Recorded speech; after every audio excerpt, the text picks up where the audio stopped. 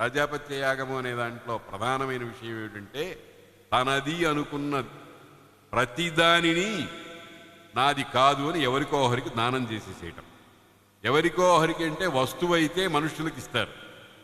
ఈ లోపల ఇంద్రియాలు, వాయువులు ఇవన్నిటినీ భగవదర్పణం చేయటం ప్రాజాపత్య యాగం యొక్క ప్రధాన లక్ష్యం అది.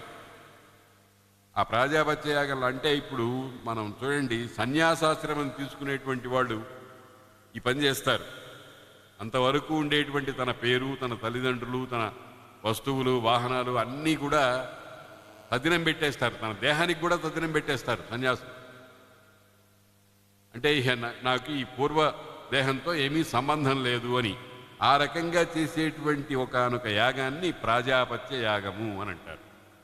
ఆ ప్రాజాపత్య యాగం చేశాడు ధర్మరాజు. అంటే ఏమిటనమాట,